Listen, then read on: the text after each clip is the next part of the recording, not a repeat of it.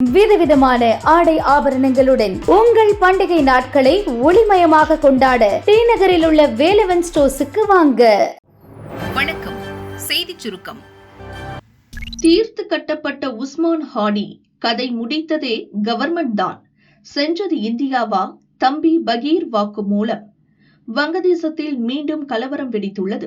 பிப்ரவரி மாதம் பார்லிமெண்ட் தேர்தல் அறிவிக்கப்பட்டுள்ள நிலையில் வன்முறை கட்டவிழ்த்து விடப்பட்டுள்ளது. மாணவர் அமைப்பின் முக்கிய தலைவராக இருந்த உஸ்மான் ஹாடி சுட்டுக் கொல்லப்பட்ட பிறகு இந்த கலவரம் தீவிரமடைந்துவிட்டது. இதன் தொடர்ச்சியாக அப்பாவி இந்து இளைஞர் தீபுதாஸ் கொல்லப்பட்டார். நடுரோட்டில் அவரது சடலத்தை தீ வைத்து கொளுத்தினர். இன்னொரு பக்கம் இந்து குடும்பத்தினர் வசித்த வீட்டிற்கு தீ வைத்தனர். நல்ல வேளையாக வீட்டின் பின்பக்கம் உள்ள வேலியை பிரித்துக் கொண்டு குடும்பத்தினர் உயிர் தப்பினர். இஸ்லாமுக்கு எதிராகவும் முஸ்லிம் மக்களுக்கு எதிராகவும் இந்துக்கள் கலவரத்தை தூண்டுவதாக வேண்டும் என்றே பொய்க் குற்றச்சாட்டுகளை பரப்புகின்றனர். மாணவர் அமைப்பின் தலைவர் உஸ்மான் ஹாடி கொலையின் பின்னணியில் இந்துக்களும் இந்தியாவும் இருப்பதாக பாகிஸ்தான் ஆதரவு அமைப்புகள் கலவரத்தை தூண்டிவிடுகின்றன. இதுதான் வங்கதேசத்தில் இப்போது நடக்கும் கலவரத்திற்கு முக்கிய காரணம். இந்தியாவுக்கும் இந்துக்களுக்கும் எதிரான வெறுப்பு கோஷங்கள் ஒலிப்பதற்கும் இதுவே காரணம். இந்த நிலையில்தான் இடைக்கால தலைவர் முகமது யூனிஸின் அரசாங்கத்தின் உண்மை முகத்தை கிழித்தெறியும் அதிர்ச்சி உண்மை வெளியாகியுள்ளது. அதாவது உஸ்மான் ஹாடி கொலைக்கும் இந்தியாவுக்கும் எந்த சம்பந்தமும் இல்லை, இந்த கொலை செய்ததே யூனிஸ் அரசாங்கம்தான் என்று அதிர்ச்சி குண்டை வீசியுள்ளார் உஸ்மான் ஹாடியின் தம்பி ஷெரீப் ஹோமர் ஹாடி. ஷாபாகில் தேசிய அருங்காட்சியகம் முன் நடந்த தியாகிகள் உறுதிமொழி நிகழ்ச்சியில் பேசிய அவர், யூனிஸ் அரசாங்கத்தை பார்த்து உஸ்மான் ஹாடியை கொலை செய்ததே நீங்கள்தான், இந்த சம்பவத்தை ஒரு பிரச்சனையாக பயன்படுத்தி தேர்தலை சீர்குலைக்க முயற்சி செய்கிறீர்கள் என்றார். இந்த கொலையில் வெளிப்படை தன்மையுடன் நடந்து கொள்ள அரசாங்கம் தவறிவிட்டது. உஸ்மான் ஹாடிக்கு நீதி கிடைக்காவிட்டால் நீங்களும் ஒரு நாள் வங்கதேசத்தை விட்டு ஓட வேண்டிய கட்டாயம் ஏற்படும் என்று உஸ்மான் ஹாடி தம்பி சொன்னார். நடக்க இருக்கும் பார்லிமெண்ட் தேர்தலில் டாக்கா 8 தொகுதி சுயேட்சை வேட்பாளராக உஸ்மான் ஹாடி களமிறங்கியிருந்தார். அவர் இந்தியாவுக்கும் இந்துக்களுக்கும் எதிராக பகிரங்கமாக பேசி வந்த நிலையில்தான் கொல்லப்பட்டார். இதனால்தான் எளிதாக இந்தியா மீது பழி போட்டுவிட்டனர். இப்போது யூனிஸ் அரசாங்கம்தான் இந்த கொலையை செய்தது என்ற தகவலை உஸ்மான் ஹாடியின் தம்பியே கூறியிருப்பது பெரும் பரபரப்பை ஏற்படுத்தியுள்ளது. விஜய்க்கு ராகுல் செய்த முதல் போன், ஆதவ் அர்ஜுனா பரபரப்பு தகவல். கன்னியாகுமரி அருமனை கிறிஸ்துமஸ் விழாவில் பேசிய தாவேக பிரச்சார பிரிவு பொதுச் செயலாளர் ஆதவ் அர்ஜுனா கரூர் சம்பவம் தொடர்பாக பரபரப்பு தகவலை வெளியிட்டார். ராகுலிடமிருந்துதான் முதல் போன் வந்தது, எனவேதான் முதல்வர் ஸ்டாலின் பயந்து விட்டார் என்றார். சைபர்ஸ் போயிட்டே இருக்கு, ரிப்போர்ட் வேற மாதிரி போயிட்டே இருக்கு. எவ்ரி வீக் கரூர்ல பண்ணி பார்த்தாங்க, கொலைப்பள்ளியை பற்றி பார்த்தாங்க. எப்படி இயேசுநாதரை சிலுவையில் அறைந்து அவர் மீது கொலைப்பழியை சுமத்த நினைச்சார்களோ சூழ்ச்சியாளர்கள், அதே மாதிரி ஒரு தூய உள்ளத்தை கொண்ட எங்க தலைவரை கொலைப்பழியை சுமத்த பார்த்தாங்க. ஆனா ஃபர்ஸ்ட் கால் எங்க தெரியுமா வந்துச்சு? இதுதான் ஸ்டாலின் சார் பயந்துட்டாரு. திரு ராகுல் காந்தி அவர்களிடமிருந்து முதல் கால் வந்துச்சு. ஏன்னா அவருக்கு தெரியும் அங்க என்ன நடந்துட்டு இருக்கு, இங்க என்ன நடக்கும் அப்படின்னு. வந்து, brother, I am always with you, don't worry. அவ்வளோதான், ஒரே வார்த்தை முடிச்சிட்டார் அவர். அப்போ டெல்லி முதற்கொண்டு எல்லா தலைவர்களும் பேசினாங்க. எதற்காக? எங்க தலைவர் தான் தமிழ்நாட்டின் எதிர்காலம் என்பதை பிஜேபி முதற்கொண்டு உணர்ந்து விட்டது. புதிய உச்சம் தொட்டது தங்கம் வெள்ளி விலை. ஆபரண தங்கம் விலை இன்று சவரனுக்கு 240 ரூபாய் அதிகரித்து ஒரு சவரன் 1,02,400 ரூபாய்க்கு விற்பனையாகிறது. கிராமுக்கு 30 ரூபாய் அதிகரித்து ஒரு கிராம் 12,800க்கு விற்பனை செய்யப்படுகிறது. அதே போல வெள்ளி விலை கிராமுக்கு 10 ரூபாய் உயர்ந்து ஒரு கிராம் 244 ரூபாய்க்கு விற்பனையாகிறது. 1 கிலோ வெள்ளி ஒரே நாளில் 10,000 அதிகரித்து 2,44,000க்கு விற்பனையாகிறது. தங்கத்துக்கு இணையாக வெள்ளியின் விலையும் விண்ணை முட்டும் அளவுக்கு உச்சம் தொட்டு வருகிறது. அமெரிக்க சேட்டலைட்டை சுமந்து சென்று இஸ்ரோவின் பாகுபலி ராக்கெட் சாதனை. 3, 2, 1, 0. Both S-200 motors ignited. LGM-3M6 Bluebird Block 2 mission, a majestic liftoff. The rocket is beautifully searing through the bright Sriharikota sky. இஸ்ரோவின் பாகுபலி என்று அழைக்கப்படும் LVM-3 ராக்கெட் இதுவரை இந்தியா ஏவியதிலேயே அதிக எடையுள்ள செயற்கைக்கோளை சுமந்து சென்று சாதனை படைத்துள்ளது. முன்னதாக 5800 கிலோ எடையை சுமந்ததே சாதனையாக இருந்த நிலையில் இப்போது 6500 கிலோ எடையை சுமந்து சென்றது இந்த ராக்கெட். ஆந்திர மாநிலம் ஸ்ரீஹரிகோட்டாவில் இஸ்ரோவின் சதீஷ் தவான் விண்வெளி ஆய்வு மைய ஏவுதளத்தில் இருந்து ஏவப்பட்ட பாகுபலி ராக்கெட் வெற்றிகரமாக அதன் இலக்குகளை அடைந்தது. Operation. Real-time programs activated. Please keep open. Minus 25 seconds. Minus 20 seconds. Ignition ആരംഭിക്കാം. Minus 15 seconds. 10, 9, 8, 7, 6, 5, 4, 3, 2, 1, 0. Both S200 motors ignited. LVM-3 M6 Bluebird Block 2 mission, a majestic liftoff. Normal. The rocket is beautifully searing through the bright Sriharikota sky. Plus 20 seconds. LVM-3 M6 rocket का सफलतापूर्ण उत्थापन द्वितीय प्रमोचन मंच से और अपनी उद्दिष्ट कक्षा की ओर बढ़ चला है LVM-3 M6 रॉकेट। दोनों ठोस नोदक वाले S200 बूस्टर्स प्रज्वलित हैं।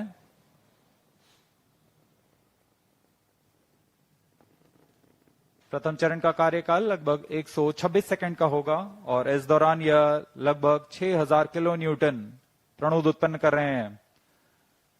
Very thrilling vibration at the launch base due to the thrusting of twin S200 motors. Plus 1 minute. Start to engine main auto. बहुत ही साफ नजारा देखने को मिल रहा है। यहाँ उपस्थित लोगों को बहुत ही रोमांच का अनुभव हो रहा होगा। बहुत दूर तक हम इस यान को देख पा रहे हैं और मुमकिन है कि प्रथम चरण का प्रतिकन भी देख सकेंगे। Each S200 motors generates 5,952 kilonewtons. Burn duration for present mission is 132.5 seconds.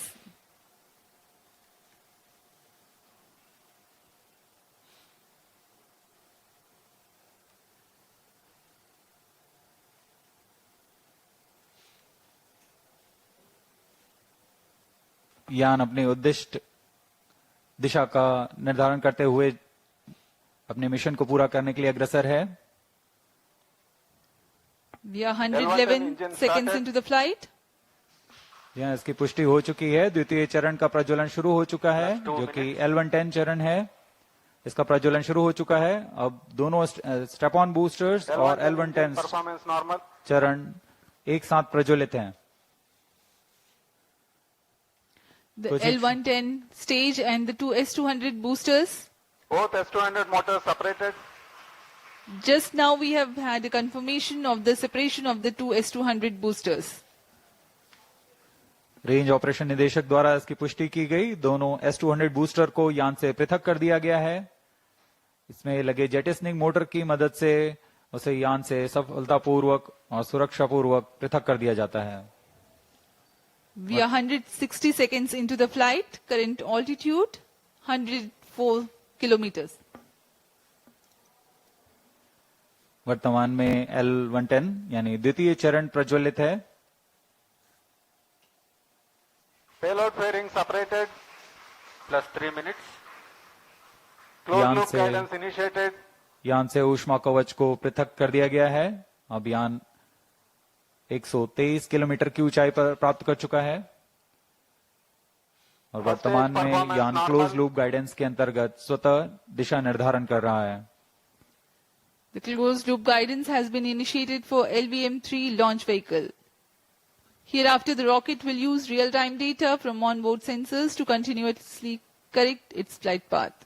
The payload fairing has been already jettisoned as the rocket has cleared the dense atmosphere.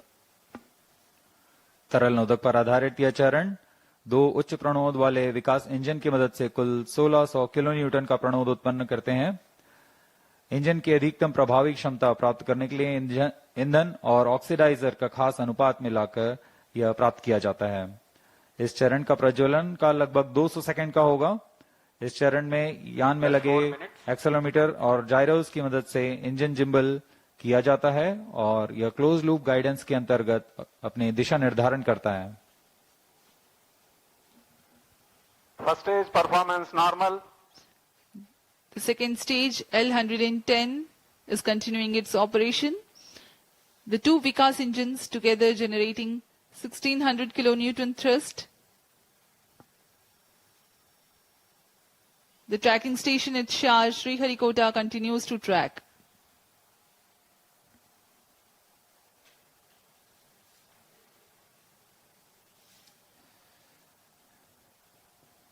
जी हाँ, यान पूर्णतः सामान्य निष्पादन करता हुआ अपेक्षित पथ का अनुकरण करता हुआ उद्दिष्ट मिशन की ओर बढ़ रहा है। First stage அமெரிக்காவின் ஏஎஸ்டி ஸ்பேஸ் மொபைல் நிறுவனத்திற்கு சொந்தமான ப்ளூபேர்ட் செயற்கைக்கோள் விண்ணில் நிலைநிறுத்தப்பட்டது. அதிக ஆற்றல் கொண்ட கிரையோஜெனிக் ராக்கெட் என்ஜின் இந்த திட்டத்தில் பயன்படுத்தப்பட்டுள்ளது. அமெரிக்க நிறுவனம் அனுப்பிய ப்ளூபேர்ட் பிளாக் செயற்கைக்கோள்கள் பூமியில் டவர்கள் இல்லாத இடங்களிலும் நேரடியாக மொபைல் போன்களுக்கு பிராட்பேண்ட் இணைய வசதியை வழங்கும் திறன் கொண்டவை. இதற்காக சுமார் 450 சதுர அடி பரப்பளவு கொண்ட உலகின் மிகப்பெரிய ஆண்டனாக்கள் இந்த செயற்கைக்கோள்களில் பொருத்தப்பட்டுள்ளன. விண்வெளியில் மிகப்பெரிய பரப்பளவு கொண்ட செயற்கைக்கோள்களை கையாளுவதில் இந்தியாவின் திறன் சர்வதேச அளவில் கவனிக்கப்பட்டுள்ளது.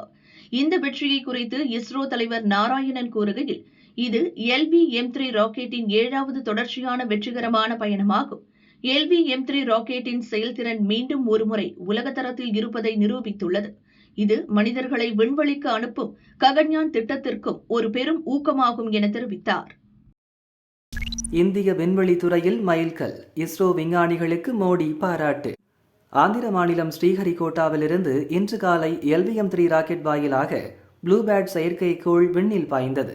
இதை வெற்றிகரமாக செயல்படுத்திய இஸ்ரோ விஞ்ஞானிகளுக்கு பிரதமர் மோடி வாழ்த்து தெரிவித்துள்ளார். இதுகுறித்து பிரதமர் மோடி வெளியிட்ட அறிக்கையில் கூறப்பட்டுள்ளதாவது: இன்று இந்திய விண்வெளித்துறையில் மிக முக்கிய நாள். வணிக ரீதியிலான செயற்கைக்கோள்களை விண்ணில் செலுத்துவதில் மிக முக்கியமான மைல்கல்லை அடைந்துள்ளோம். வணிக ரீதியில் ராக்கெட்டுகளை ஏவுவதில் உலக சந்தையில் இந்தியா முக்கிய இடம் பிடித்துள்ளது. இது வளர்ச்சியடைந்த பாரதம் என்ற இலக்கையும் நம் நாட்டின் தன்னம்பிக்கையையும் பிரதிபலிக்கிறது. மிக சிறந்த சாதனை படைத்துள்ள இஸ்ரோ விஞ்ஞானிகள் மற்றும் பொறியாளர்களுக்கு வாழ்த்துகள். இன்றைய சாதனை மூலம் ககன்யான் போன்ற எதிர்கால பணிகளுக்கான அடித்தளங்களை வலுப்படுத்தியுள்ளோம். வணிக ஏவுதள சேவைகளை தொடர்ந்து விரிவுபடுத்துவோம் என பிரதமர் மோடி கூறியுள்ளார். எம்ஜிஆர் படத்தை பயன்படுத்தும் விஜய்க்கு பாடம் எடுத்த தமிழிசை. தவிகவின் கொள்கை தலைவர் என எம்ஜிஆர் படத்தை மட்டும் வைத்துக் கொள்ளக்கூடாது, அவரை பின்பற்றவும் வேண்டும். எம்ஜிஆர் ஆசிர்வாதம் NDA-வுக்கு உண்டு என்று பாஜ மூத்த தலைவர் தமிழிசை சொன்னார். புதிதாக ஒன்றும் எம்ஜிஆருக்கு மரியாதை செலுத்துறேன்னு நீங்க சொன்னது விஜய் ஏதாவது மறைமுகமாக சுட்டி காட்டுறீங்களா? யார் யார் எப்படி எடுத்துக்கொள்ளட்டுமோ அப்படி எடுத்துக்கொள்ளட்டும். நாங்க எப்பவுமே நல்லது செய்த தலைவர்களுக்கு நாங்கள் மரியாதை செலுத்துவோம். வெறும் கொள்கை தலைவர்களாக வைத்துக்கொண்டு படத்தை வைத்து மட்டும் வைத்துக் கொள்ளாமல் அவர்களை பின்பற்ற வேண்டும். அதாவது எம்ஜிஆர் எப்படி நான் ஏற்கனவே சொன்னேன்னா, மக்களோடு இணைந்து அவர் தனது பதவியேற்பு விழாவை நடத்தினார். அதனால மக்களோடு மக்களா இருக்கிறவங்களுக்கு தான் எப்பொழுதே அங்கீகாரம் கிடைக்கும். வாக்குக்காக பயன்படுத்துறாங்களா? எம்ஜிஆர் ஜெயலலிதா வெறும் வாக்கு அரசியலுக்காக பயன்படுத்துறாங்களா? இல்ல அப்படிலாம் இல்ல. அதாவது வாக்குக்காக இல்ல, அவர் செய்த நல்லது. அதனால்தான் தேசிய ஜனநாயக கூட்டணிக்கு அவரது முழு ஆதரவு இருக்கிறது, ஆசீர்வாதம் இருக்கிறது என்று நான் சொன்னேன். ஏன்னா மரியாதைக்குரிய பாரத பிரதமர் அவருக்கு இன்னைக்கு சென்ட்ரல் ஸ்டேஷன்ல இருந்து வரும். அவர் பேரை வச்சதே மரியாதைக்குரிய பாரத பிரதமர் அவர்கள் தான். அதே மாதிரி இன்னைக்கு அவர் ஆரம்பித்த கட்சியோடு கூட்டணி வைத்திருக்கிறோம். அதனால நிச்சயமாக தேசிய ஜனநாயக கூட்டணிக்கு அவரோட ஆசீர்வாதம் இருக்கும் என்பது எனது தெளிவான கருத்து.